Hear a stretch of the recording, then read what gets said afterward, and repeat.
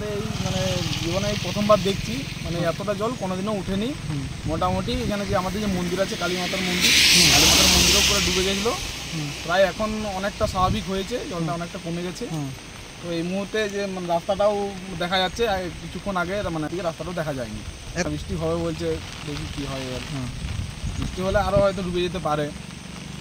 এতটা জল উঠেনি, এখন এই জলটা উঠে ঠাকুর সব ডুবে গেছে। জলটা বাড়ছিল যে রাতের থেকে ব্যাপক বৃষ্টি। যখন এখানে পেরানো হয় তখন 5টা সাড়ে 5টার থেকে জল ছিল মোটামুটি ব্রিজের উপরে, মোটামুটি 1 হাঁটু করে জল ছিল। পুরো পেরানো হয়েছে এখান থেকে, মোটামুটি জলটা বেশ ভালোই হয়েছে।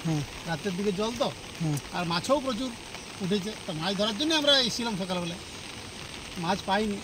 মন্দিরটা তো ডুবে গেছে। আর মন্দিরটা মোটামুটি আমাদের ওই লিন্টন লেভেলকে যেতে মোটামুটি 4 ফুট বাকি ছিল। এতটা বেড়েছিল, জল ছিল। এখন একটু কমেছে, এখন অনেকটা কমে গেছে।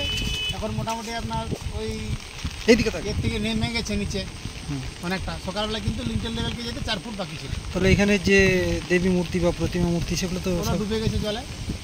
এখন আস্তে আস্তে করে দেখা যাচ্ছে একটু একটু করে। আর যে পুরোহিত যারা ছিলেন তারা রাতের বেলায় চলে গেছেন 3টার সময়। মানে জল বাড়তে ওরা চলে গেছিল। ওনারা বুঝিয়েছিলেন।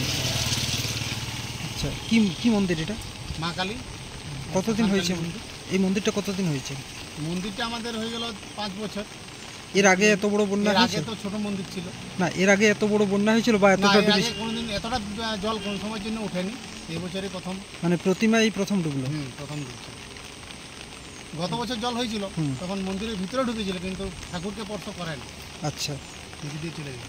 তো মন্দিরের পাশে কি রয়েছে? এটা খাল? খাল। কি খাল? বাঁশির খাল বলে আমাদের। আর এই মন্দিরটা কোথায় আছে? এটা মন্দিরটা আমাদের বাঁশি, মানে একচুয়াল দারকিনি মৌজাতেই রয়েছে।